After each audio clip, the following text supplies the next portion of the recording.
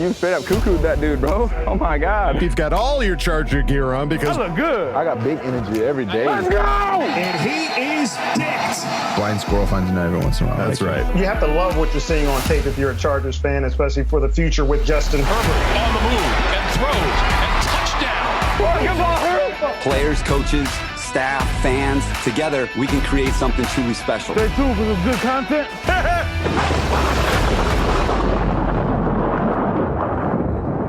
Well, how the heck are you, everybody? Welcome back to the Charger Chat. I'm your co-host, Will Dogson, with my buddies, Kev, Hug, and Duggan. Guten Morgen, meine Liebe. Guten Morgen. And let's not forget Kyle, the coach, Duggan. Good morning, guys.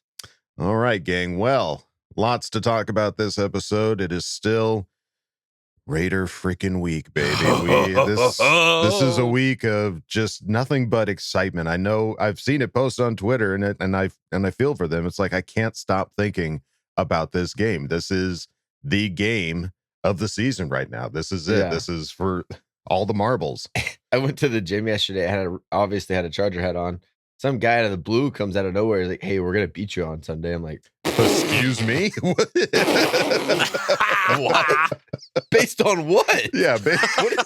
Why do you think that? Yeah, we're show your work, buddy. Yeah, can't just turn this in without the work. Yeah, you right. cheated. You copied that from somebody. You copied that from the Chiefs, dude. You gotta show me your work. Yeah, it's weird, man. I mean, I'm wearing Charger hats up here, and I went to the bank and I had two interactions. I had somebody leaving the bank going like, "Oh, Charger," and he sounded like a Canadian Michigan, like, "Oh, Charger fan, are you?" And it's just like, "Yes, sir." And he's like, "Oh, I'm a Dolphin fan." I was like, "Well, it's been a rough season for you, my friend." Then the teller was just like, "I guess I'll deposit this money, even though you're a Charger fan." It's like, wait a minute, like what's going on? But I will say another teller was like, "Well, didn't the Chargers like beat the shit out of the Giants in the whatever week it was?" And so I'm guessing she must have been a Giants fan, but that's okay. Gotcha. Tough life over there. She's got a lot of issues. Yeah. She's got more than one. All right, Gay. Well, let's take a look at what all has been going on and around the horn. This came out. Brandon Staley was on the Rich Eisen show, and Rich Eisen had to talk to Brandon Staley about this weird possibility of, should the Jags beat the Colts, what will the Chargers do? Will they create some kind of a truce with the Raiders and all that kind of stuff? And Brandon Staley said, "I think we all respect the game and the integrity of the game far too much to be complicit in something like that. We're going to do everything we can to win this game." Yeah. And then in my mind, he said, the Raiders right after that. Sure. Yeah. He did. You just clearly did. Or actually, he probably said family, trust, respect. That'd be more aligned. He gave one of these Raiders. Excuse me. Sorry, Rich. But sorry, Rich. Yeah, it's sorry, Rich.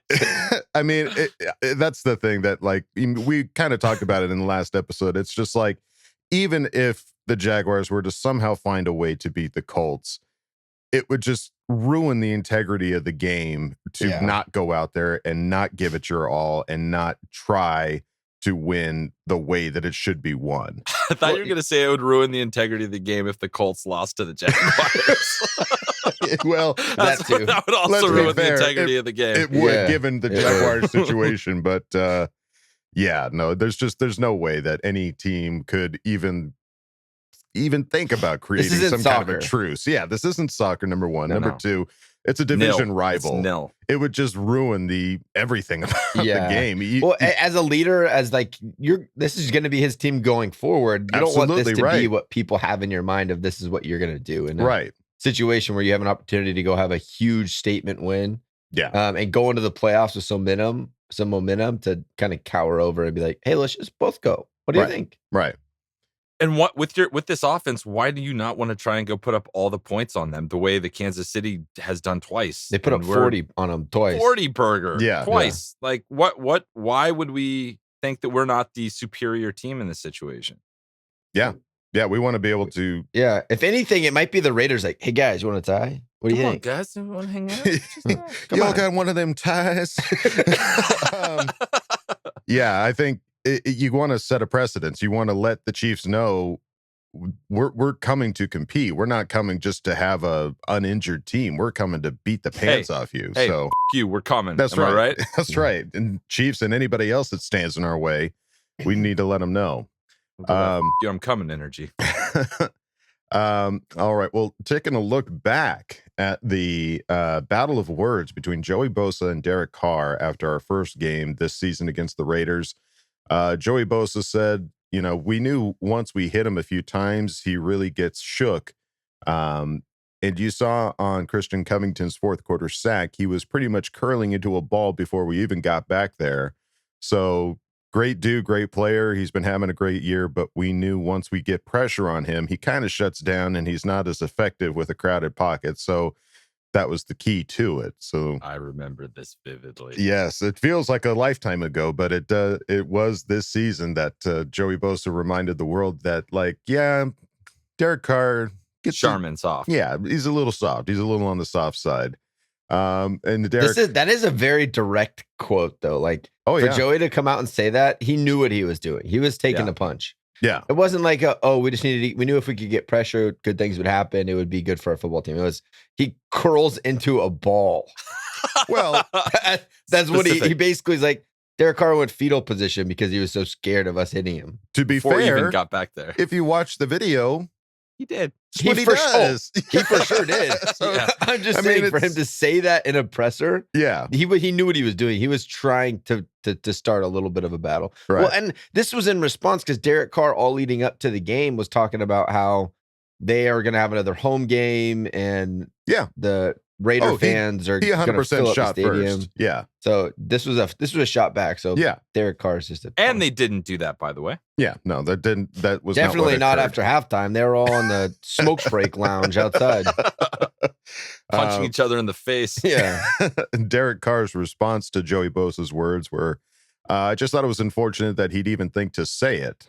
Maybe he was just trying to get under my skin, which he did piss me off, so good job for that, but that's not a bad thing either. We've gone back and forth. He was probably mad because I was talking a lot of crap to him during the game. It was an emotional day for them. Saw a lot of things about their whole team after. He's entitled to that opinion and saying those things, but it's almost like he watched the game in reverse, which... What is he talking about? It's another weird, what? What do you mean? The second half, what happened? He had success throwing the ball as far as he could and hoping for pass interferences. Mm-hmm. That's not like I'm going to stand in the pocket and I don't care about pressure and I'm going to deliver balls. It's throw it as far as you can. So and he got picked by Derwin in the fourth quarter. Yeah, so that was awesome too. There's no reverse being watched. You were just very mediocre the whole game, Mr. Carr. So Charmin.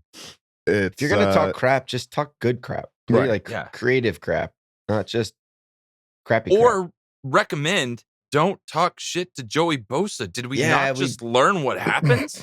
Guys, just leave Joey Bosa alone. Seriously. Or don't. I'm fine with you talking shit. Hey, yeah. It's not good for you. If you're going to poke the bear, be ready. You're going to get not just going to sit there and take it. Yeah. He's going to have something to say. Didn't Justin Jones just quote that this week? If you poke the bear, you're going to get mauled. Yeah, exactly. He did.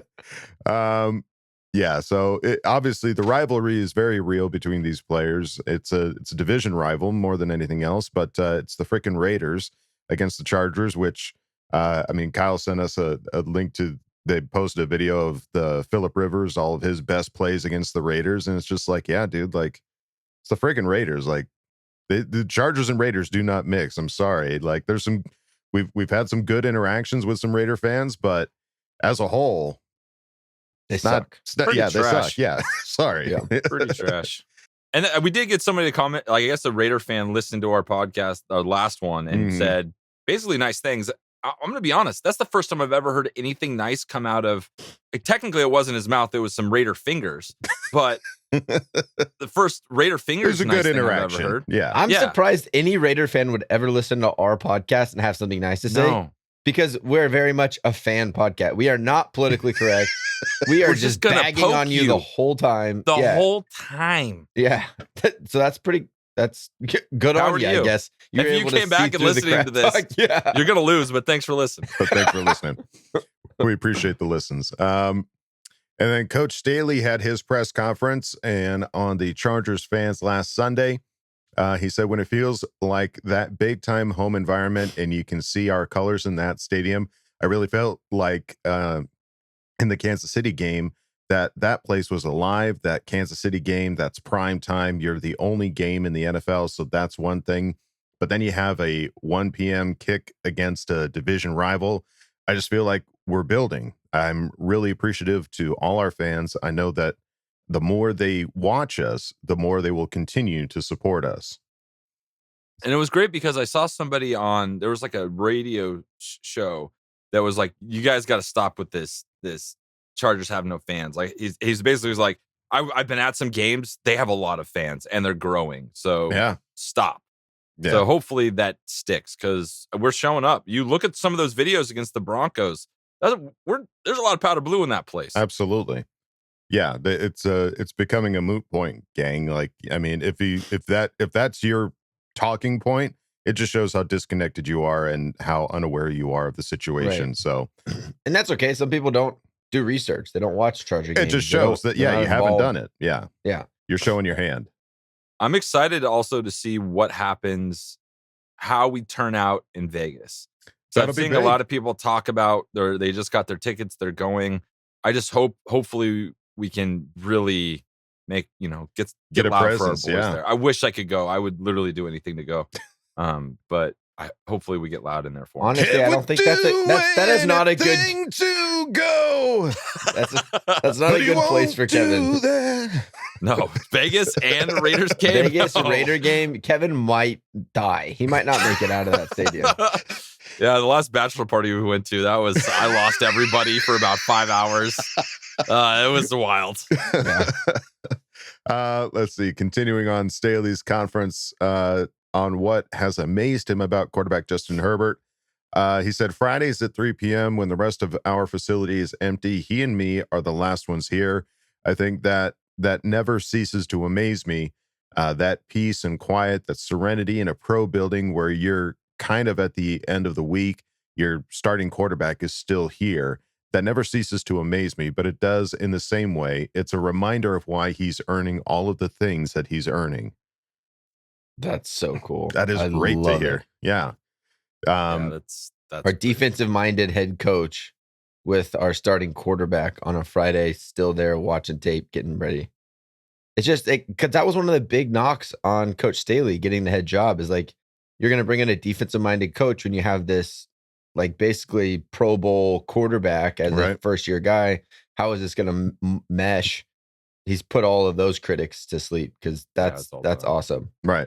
And just a testament to what we as fans don't see. We don't see this kind of stuff going on. So, it's hard. Ease up on judgments of players that aren't giving it their all or practicing or any of that kind of stuff. Like you got players like Justin Herbert that are there, till the lights get shut off. We don't get to see this kind of stuff. So, but that's what shows good character. Like they don't need praise. They don't care if people know they're there. He's just in there doing the work. They want to win. They want to win, and they're willing to put in the work. As a fan, that makes me just like I'm so confident in Justin, but hearing stuff like this, takes it to the next level. Yes. Yeah, and if you guys get bored on a Friday afternoon, I'll come up and hang out too. I'll bring some food. Sure, yeah. If Staley and Herbert, you want some company, I'll be there for you guys. I can get lonely. It can. 2 is a lonely number. Right. I will warn you, he gets a little opinionated and can be grouchy if you didn't get enough sleep the night before. I'll eat before. Hangry. As long as your blood sugar's fine, I feel confident that you would have a great time with Coach and Justin. Yeah. Just don't give him any technological jobs because I know. Yeah, don't give me any tech obligations because that will send me off. Yeah. And no food after midnight, or don't get him wet. And don't get wet. Yeah. No water on my head, please. No one wants that. And then Staley talked about on if tackle Storm Norton will return to right tackle this week. His response was, the plan will be, depending on how Storm is feeling, certainly because he's still in that process of recovery. Like I said, we're going to make sure that we monitor that closely. But yes, he's our starter at right tackle. Then certainly we have Trey Pipkins as a healthy option as well. And like we talked about last episode, like Trey, PFF is a good way to look at kind of where they're ranking against, because we can't watch all the games, so they're ranking like how the players are doing. Trey Pipkins is one of our top 5 best ranked players. Wow. Last week, so it's never thought you we'd go say into that, it right? not being super stressed about the situation. We have good options and and we're going to need it because they have a good pass rush. It was at Crosby and Ngakoue. Yep. That's going to be you got to put your best guys out there. It's Absolutely. not going to be like some of the depleted pass Broncos. rushes we've dealt with the last couple weeks. So we got to step it up. There you go. And then lastly, on his approach to this week, Staley said, I've been in a lot of games like this in my lifetime, not in the NFL as a head coach. But I think that anytime you're in a matchup like this where there's a lot at stake, it goes down to your preparation and your trusting in your game and treating that week like has a life of its own. You have to pour into this week. You have to pour into your team and make sure that you have the level of focus, the level of detail that the week requires. I think that's what we're trying to do, establish that consistency and performance during the week. I like the way that we've kind of gotten off to that start as a team. With me in my first year, I think we're always improving. We're going to need this week. We need to be better this week than we were last week for sure, because this game is for a playoff spot. Let's go. There's a lot on the line. Friday. This is like one of our last days of practice. So let's get it. Yeah. This is, again, this is for all the marbles. This is to continue to move forward. I mean, it doesn't get any more basic and simple than that. Like, you win, you move forward, you lose. This is playoffs. This is it. It's just bottom line. This is the wild card, the wild west wild card of the playoffs. The pre-wilderness card. Yeah. All right, gang, and now it is time to talk about our sponsor this week, Symbol. Symbol is the stock market for sports that allows you to profit off your sports knowledge. On Symbol, you can trade sports teams like stocks, and every time your teams win, you earn cash. Use your sports knowledge on Symbol to buy low, sell high, and earn cash payouts when your teams win. Join over 7,000 early adopters who have started to invest in their favorite teams. Visit www.symbol.com, that's SIMBULL.com, to create a free account, and when you deposit, make sure to use the promo code ChargerChat, all one word, for a money-back guarantee. You can also visit symbol.app/ChargerChat, and when you use the promo code ChargerChat, your deposit will have a money-back guarantee up to $500. That means even if you lose money in the first 90 days, Symbol will refund your initial deposit, no questions asked. Join Symbol and start investing and profiting from your favorite teams. All right, well, now let's take a look over at Twitter. We start with Daniel Popper, who tweeted out linebacker Kenneth Murray is expected to be activated off the COVID-19 list today per Brandon Staley. Tight end Jared Cook expected back sometime this week. So good news, good positive, news. Trending in the right direction again for having a healthy team. I've not given up on Kenneth Murray at the linebacker spot. I think that he can be explosive and make plays. He just needs some confidence, and that injury at the beginning of the year really put him back. Right. But the new defense, installing all that, not being a part of all after watching, and maybe they put too much on his plate too soon with trying to learn edge and middle, and I don't know what his capacity is to learn all that, but seems like it's just kind of stunted him to be able to do anything. Because Amin Ogbongbemiga he had a lot of trouble last week. He just struggles with where he needs to be sometimes.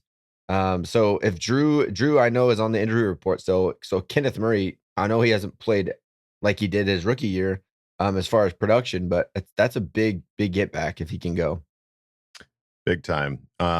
Daniel Popper also tweeted out the Justin Jones quote that Kyle mentioned earlier on Drew Lock trash talking Joey Bosa. He said, "You poke the bear, you're going to get mauled." So, right.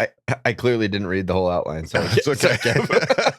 It's as expected. I mean, honestly, I think Justin Jones mic'd up is low key one of the best mic'd up of this season.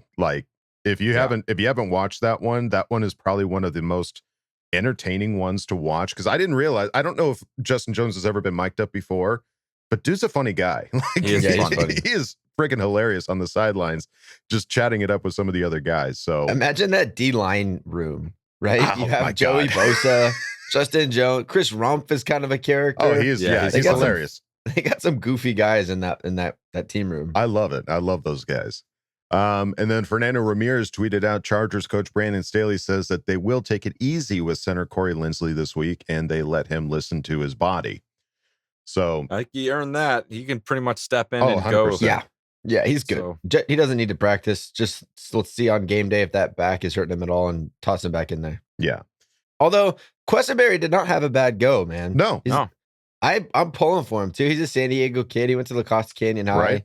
I'm pulling for him to be able to play. And from what people talked about him after the game, because a lot of people asked, what was it like when Lindsley went down? Mm-hmm. They're like, Q stepped in. He's a smart guy. He knows everything that's going on. It's not as if I know Corey Lindsey's, he's a Pro Bowler. He's the best center in the league. But sure. Yeah. Quessenberry's not. He's been in the team for 4 years now. It's been a few seasons. Yeah. He's paid his dues. Yeah. I remember vividly when he made his first start and he was snapping to Phillip Rivers and they interviewed him afterwards. He's like, dude, that was like a childhood dream for sure. Because he was my quarterback as a kid. So yeah. I have extra investment in Q and Quessenberry just for that fact alone. Well, and we love Phil, but I mean, he's younger. He's way younger than you. Right. Yeah. Younger than me. Anyways.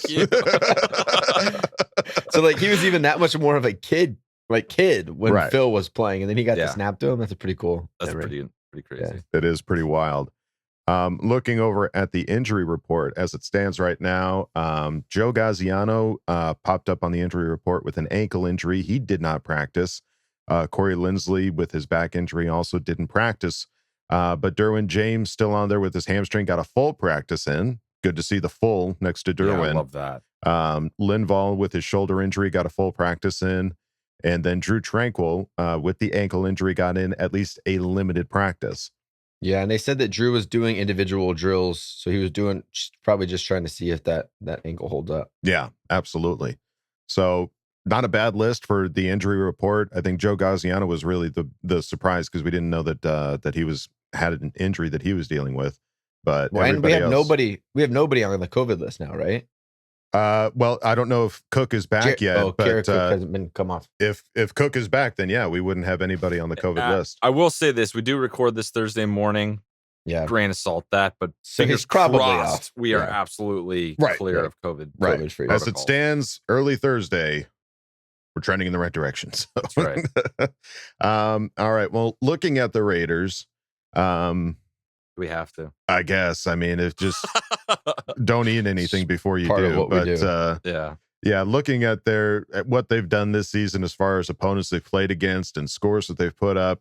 And this is from the last time we played them. They've had about 12 games since we played them last. Yeah, we haven't seen them in a hot minute. Yeah. Looking at the scores they put up. What was the thing that you mentioned, Kevin, as far as like how they've done in December? Yeah. I'm looking at like the what have you done for me lately kind of energy of what your team is right now, and just looking at their last basically their month of December, they played the Washington football team. Whoa, caught myself. That's okay. They lost to them 17-15, so they put up 15. Then they lost to the Chiefs 48-9, only put up 9. Couldn't even get double digits on that. We're talking about field goals here. We're not talking about touchdowns. Right. And then they just squeaked by the Browns 16-14, and that's when Baker Mayfield was out and they started Nick Mullins. And then they also played against Drew Lock and they barely got by them. So I think the reason why one of the bigger reasons why the Raiders are where they are right now is because they've got some help by facing quarterbacks that, are either weren't available, the starters weren't available because of COVID, or in Wentz's case, came off the COVID list the day of and clearly wasn't himself. Right. So they're not putting up numbers. The last time they scored decent numbers was against the Cowboys. They put up 36 on November 25th. Other than that, they're really not. They're not putting up a lot. They're not putting up a lot. So something, I was like, oh man, the Raiders. Damn, I'm just so stressed about this. And I went back and kind of looked through more of the stats and like what's going on. And I'm not incredibly overly the moon confident that we're going to win this game no matter what. But looking at the trends and what's happening. When they play powerful offenses, they're not doing much. Yeah, I think that's the key. It's weird. The Raiders they've gone through a lot this season with off-field stuff, with their head coach, with wide receivers, a lot of stuff going on for them. But at the beginning of the season, when we played them in week 4, they had the number 1 offense in the league, and they were just throwing the ball downfield. It was all everywhere. Big plays. And they have completely changed, 360. Now they're running the ball, and Derek Carr is throwing little dink and dunks, and they're trying to do short little drives all the way down the field. And they're relying on their defense to keep them in games, which they've been doing. Mm-hmm. But the defense does good against the running attack.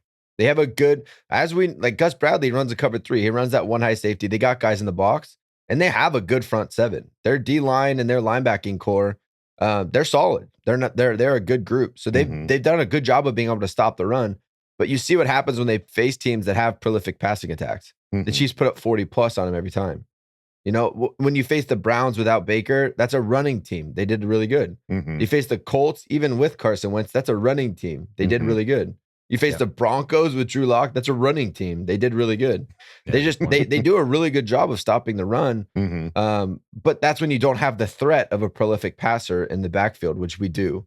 We do. So I went back. I went and watched the Colts, their game against the Colts this last week, and just a couple of tidbits that I picked as I was watching it. Yeah. One thing is to keep Carr in the pocket. If you let him run and escape, very similar to Patrick Mahomes, he'll take some shots, and he does have good feet. He'll get out of the pocket. If you can make him sit in that pocket, even if it's an extended period of time, he's going to get happy feet, like Joey talked about, and he's going to go ball. He's going to go full roly-poly. Roly-poly off the screen.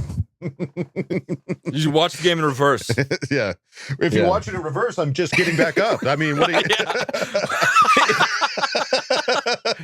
If you watch it in reverse, I slipped and then ran over a defensive lineman and got out of there. I'm getting up and I've got the ball. Like, I don't know what you're talking about. Yeah, crazy.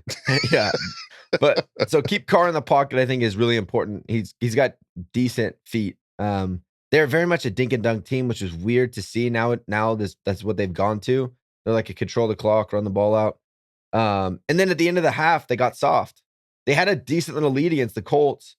At the end of the first half, they went into that soft, give up everything underneath, and the Colts went right down and scored a touchdown to get them some momentum to be back in the game. Mm-hmm. So look for what we do there at the end of the first half. If we can have the ball, and then obviously going into the end of the game, that's just what Gus Bradley does. He's going to give up the underneath stuff. In that cover 3, there's big, huge holes. So we got to take advantage of that. But yeah, I don't think the matchup is good for the Raiders with our offense, with our passing attack.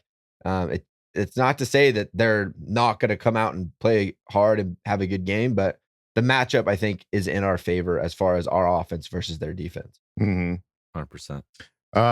One thing that I will make mention, and I apologize, I don't recall who tweeted this out. So if you tweeted this out, I apologize, but it was just such a hot little tidbit. I can't help but bring it up now that we're talking about the Raiders and I'm thinking about it. But the Raiders, I think their total touchdowns this season is less than what Justin Herbert has thrown just by himself.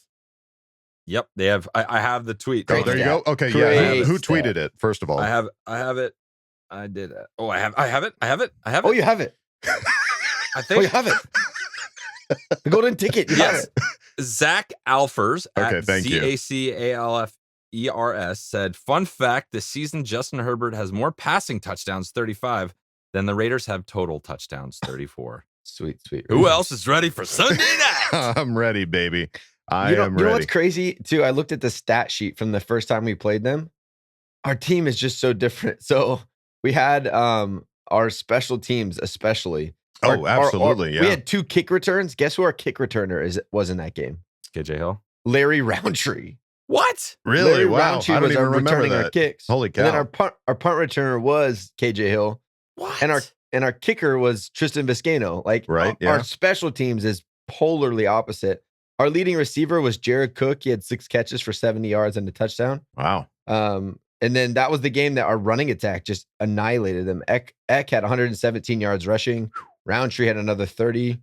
So yeah, I mean, I just don't know what you're going to take from that game and then be able to put it in this game.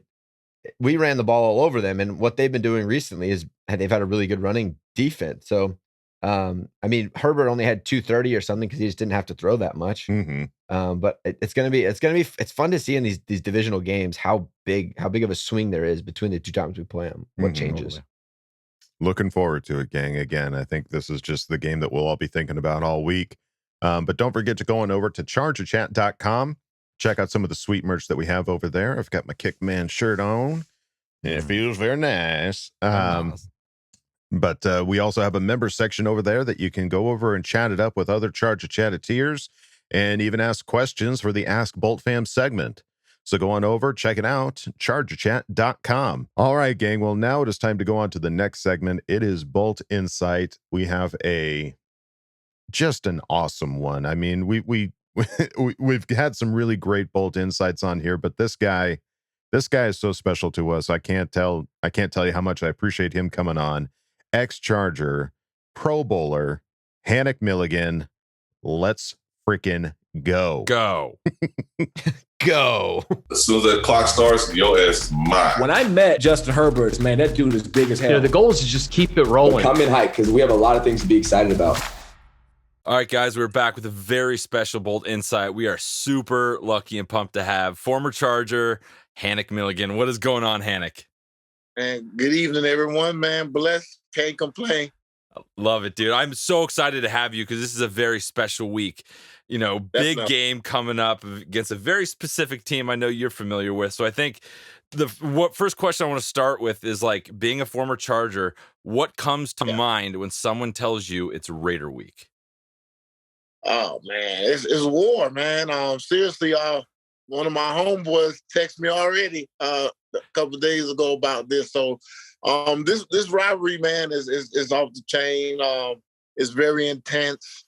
It's like, you know, 4 quarters of going after each other, man. Seriously, this is big time game, man. So you already know with everything, you know, up for grabs and how things been going. So this game here, especially, not only that it's a rivalry game, but it's also, you know, playoff implications and things like that. So it's going to be real exciting. Yeah, the stakes couldn't be higher. It's like we're playing the Raiders. If we win, we're in, and it's on prime time. It's on Sunday night. So, like, what are your thoughts? How are you feeling about this game? Oh, man, I'm excited, man. I think, like, you know, we spoke about the team for last year. This year, man, it's growth, man. And just to see these guys, you know, getting over these growing pains. And to me personally, man, a lot of the things that they went through is going to help them for the playoffs, man. So I think get through this game right here, take care of business. We're going to be ready because we've proven we could beat whoever. That, you know, if we play our game, definitely we could beat anybody that's out there.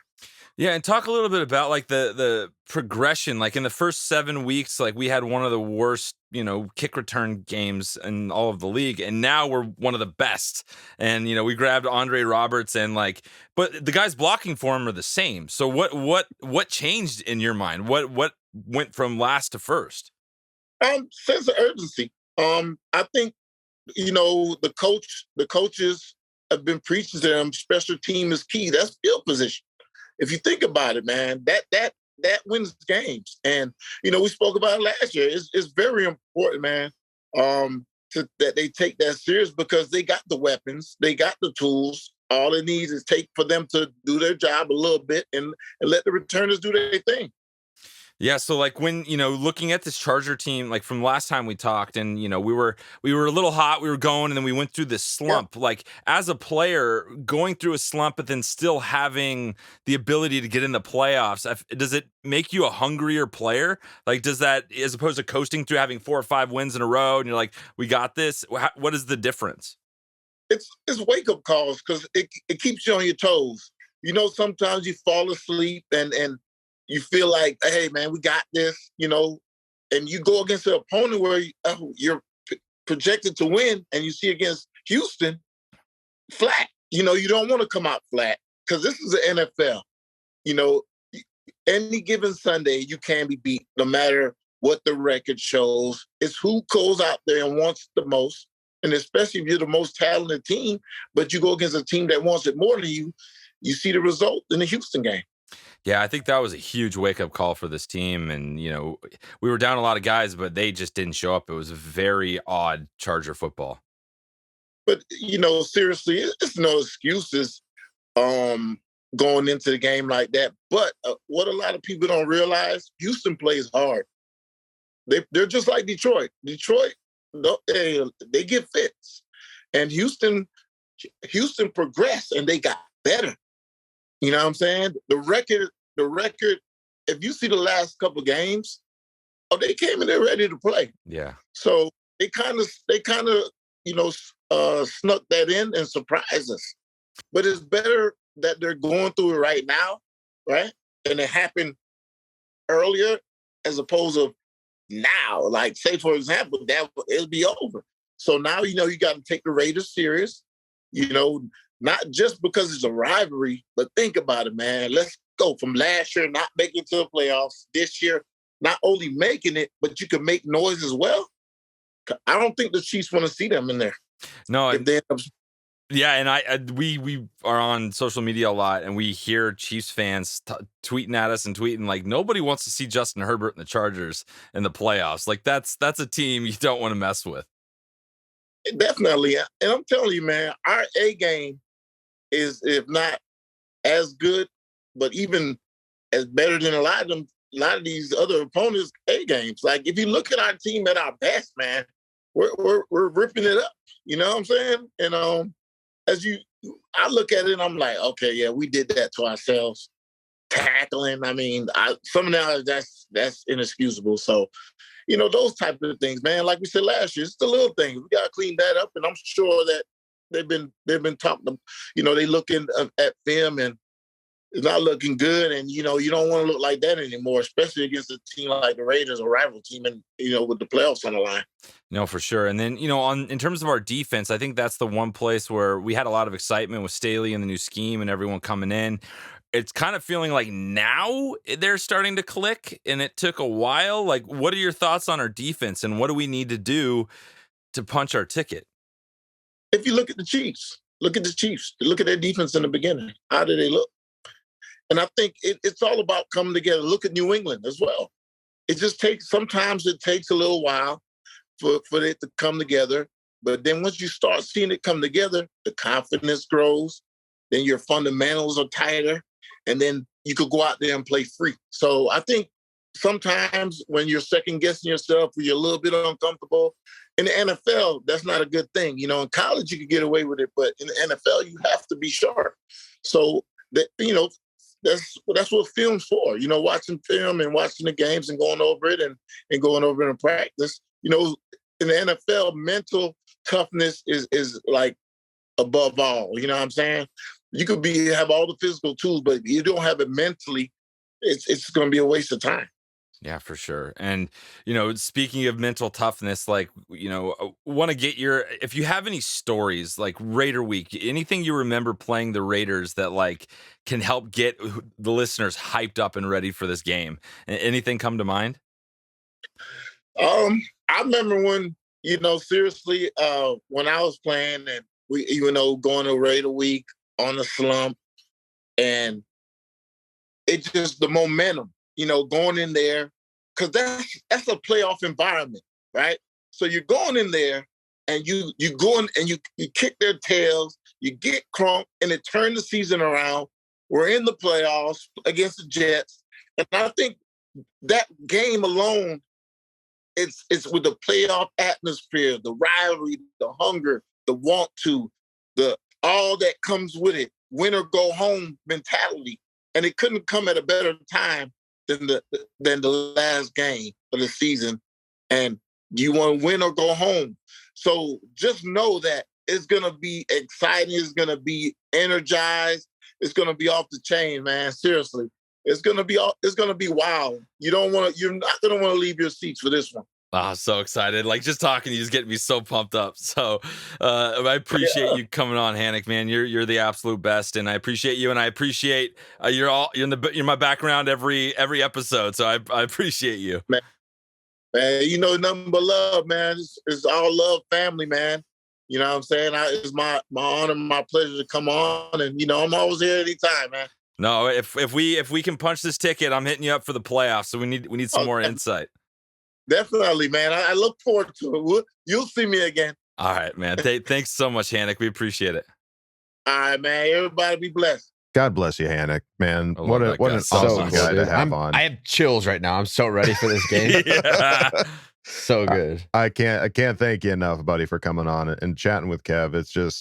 It's so cool for us to. This is our first season for having any Charger player, let alone previous Charger player, current Charger players, and this is having you on is so special, dude. It really means a lot to us, and getting your insight and getting us hyped up for this game, man. This is such an important game, and who better to have on than Hanik freaking Milligan, man. You rock, dude. Yeah, dude. I love how he was saying, like, he's still talking to his former teammates. Like, every time Raider Week comes up, they start texting. Got it. Like, that's how strong this is, dude. Yeah. Like, that's how intense it is for former players. Like, we have to beat the Raiders. It's Raider Week. Have to.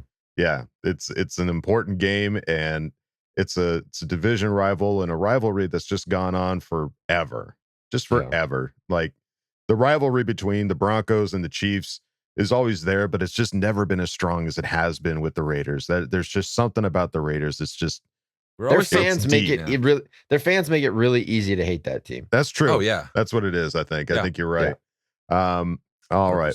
Well, again, Hanik, thank you again for coming on, man. Can't thank you enough. And now it is time to go on to the next segment. It is Coach's Corner. Let's see what Coach has lined up this week. Great moments are born from great opportunity. All comes down to today. You take this helmet and you put it right in his numbers, okay? I want to see nothing but snot bubbles in his nose. A lot of people want to blame coaches for a lot of things. Nobody puts coaches straight up, in his and corner. we shut them down because we can. It's because I believed in you. And I wish I could say something that was classy and inspirational, but that just wouldn't be our style. Let's do it. All right, gang. It is Raider Week, and Coach, I believe, is going to be taking a look at our previous matchup against this team. I'm excited because we whooped them. So let's see what Coach has. What do you got, Coach? I thought it would just be a good way to go into this game on a positive note, remembering the beatdown that was our Week 4 game against the Raiders.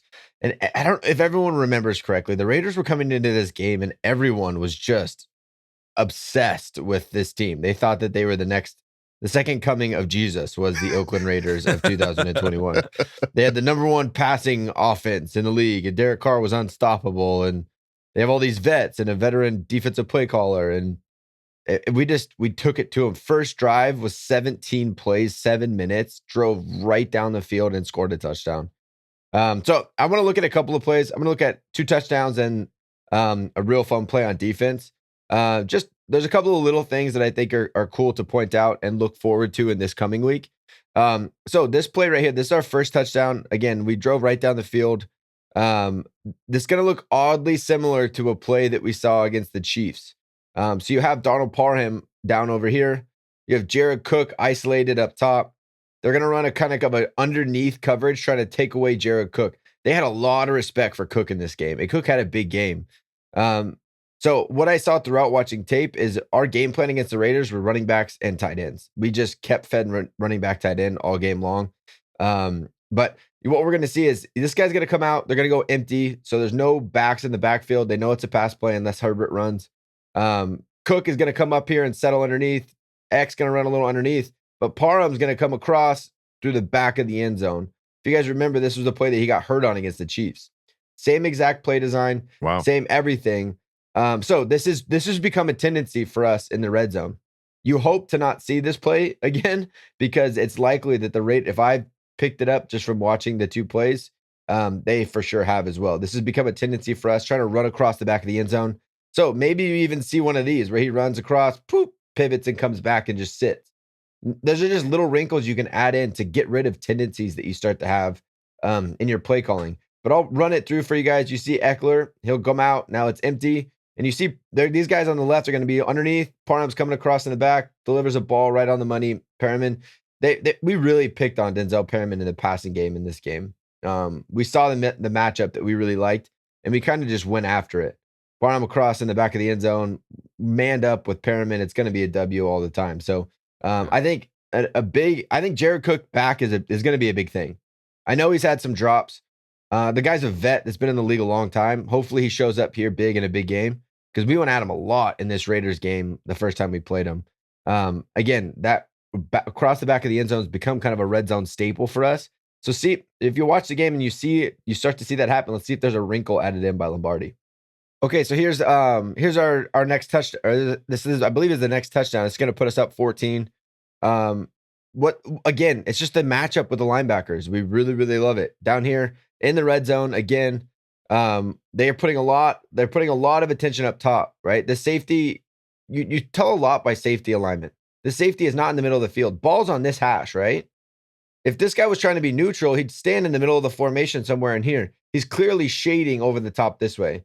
So they're trying to take away whatever this combination is with an extra defender up top. They're in cover 1, so it is man-to-man. This guy here is going to be like a robber. He's your hole player. So as soon as the ball is snapped, he's going to sit back here. He's kind of this guy to take away any crossers. But what that means is now Eck is manned up with this linebacker. He's going to come up, kind of show. Eck's just going to burn him to the outside. Again, we love this matchup between linebackers and our tight ends and running backs. It's become it's something we really took advantage of a lot in this game. Herbert obviously delivers an absolute dime for that touchdown. But I think I don't see any reason why this is going to change. The personnel is pretty much the same as the last time around.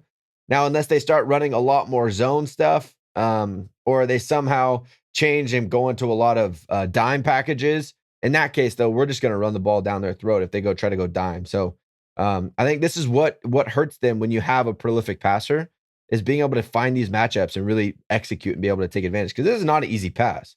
The matchups there that you want, this is still not an easy pass. This is a tough one that floats right over the top and right into his breadbasket. Yeah, that's a small window. Yeah. Yeah. Yeah, and he doesn't necessarily have the height advantage either. So that's got to be on the money. Yeah. So again, look for running backs, tight ends this Sunday. All right. So this one, this is a fun play. This is Derwin's pick that basically sealed up the game. The Raiders it was 28-14 at this time. They were driving down. They had crossed midfield. They were trying to score and make it a 1-score game. And Derwin just puts the little bow on this present for the Raiders to head home with. But a couple of things. You keep Carr in the pocket, and he's back there for an extended time. The pass rush is doing some little games down here. They're trying to get through. They don't have a huge pass rush right off the bat, but they keep a good pocket in their pass rush lanes. Pass rush lanes meaning they're all coming at least keeping it in his face on the inside and keeping him contained in the pocket. You keep him contained in the pocket, he's going to get happy feet, and you'll see what happens on this play. Derwin James is the ultimate eliminator, right? Everyone on the Raiders is so excited about getting Darren Waller back. He's been out 4 or 5 weeks. I think he's been out since Thanksgiving. And they're getting him back this week. He came off of the COVID list. He was on the injury report, and then he got COVID, and now he's active. So he's down here on the line of scrimmage. The only problem is if we have Derwin James, his effectiveness is eliminated in big plays and big situations, because you're just going to take Derwin James and man him up. So in this play, we are in cover 2 man. So you got 2 high. Everything else is manned up underneath. You got Derwin here with Waller on the edge here in the tight end stance. He's on the line. They're going to try to run a little bit of movement to try to get Waller open. It doesn't work. Bottom line, Derwin is on him like glue like that. This is Carr hoping for something to show up when our player is better than their player. Derwin just cuts underneath, stays connected to him the whole time. That's what's crazy. There's never an ounce of separation. Derwin's connected, underneath, pick. Boom. It's just, that honestly is just too easy. Derwin knows he has safety over the top. So he doesn't have to stay on his hip. He can cut and stay underneath in this trail technique. So right here is what you call a trail technique. So he's going to be behind him. He willingly lets him get on top of him to take away any of these outbreaking routes underneath. He knows that if he goes vertical, he has this help. He knows if he goes across the field, he has this help. His job is if they try to run this quick out, this kind of like fading, rounded off corner route, he's going to sit underneath and pick it off. And that's exactly what he does. So he gets in this trail technique. He has that leverage to the outside. As soon as he tries to come out, he sits underneath. And it's too easy for Derwin to pick this off and take it back. I just want to watch it again because it's a fun play to watch, because So Derek Carr looks like a dum-dum. But watch, Derek Carr, he's forced to stay in that pocket, and he makes a bad throw. Like, you watch that pass rush, there's no escape there. Forced to sit in there, and he's going to make mistakes. So I'm excited for this game. Having a healthy Derwin, even with Darren Waller coming back, he eliminates Travis Kelce. He can eliminate Darren Waller. Yeah. Yeah. God, so good. Yeah. Obviously, getting Derwin James back this entire season has been extremely welcoming, and it helped us in situations like this. He is just that big of a playmaker that he can change the direction of this game. And God, I can't wait to see him go out there. Thank you, Coach, for looking at the running backs, the tight ends, and Derwin James from the previous matchup. let's see what happens this next one. All right, well, that will pretty much do it for us here at the Charger Chat. Any final thoughts, gentlemen? Oh, God, I can't wait for Sunday night. Yeah, I'm so excited. I don't know. I don't even know. What do we do now? Like, we recorded on Monday and I was like, oh, it's okay. Like, I'm excited for our recording here for the Friday episode. And now it's done. Like, for me, my week goes through recording, and then it's just like this lull until the game. Yeah. I don't know. I go listen to some other podcasts, I guess, from other Charger stuff. Yeah. I'm just gonna watch old Charger victories on YouTube over the Raiders. I think that's what I'm gonna do. There you go. Good idea. Yeah, gang. It's going to be an exciting game. It's going to be anxious, since now we're flexed to the very last game of the regular season. Like it is the game to end all games and what will set us up to move forward in this off season. But it's going to be good. I can't nervous. I'm nervous and I'm tongue tied, but that'll do it for us here at the Charger Chat, folks. Don't forget to bolt up, because we're ready for any squad, any place. Family, trust, respect. Okay, love you. Bye. Okay, love you. Bye. Family, trust, respect. Okay, love you. Bye. And now, a word from our sponsors. From the makers of Patrick Mahomes' Idiot Idioms comes a new outlook on life. Society is constantly viewing life as it happens, in forward progress, as we've grown to accept. But what if we look at things in reverse? Welcome to Derek Carr's Reversism. Reversism provides a fresh perspective. Instead of perceiving events as they come, try to see them in reverse. With new perception, we can raise the Titanic. Darth Vader reattaches Luke Skywalker's hand, and Joey Bosa was just helping Derek Carr to his feet. Get a new look on life in reverse. Derek Carr's Reversism. Absolutely.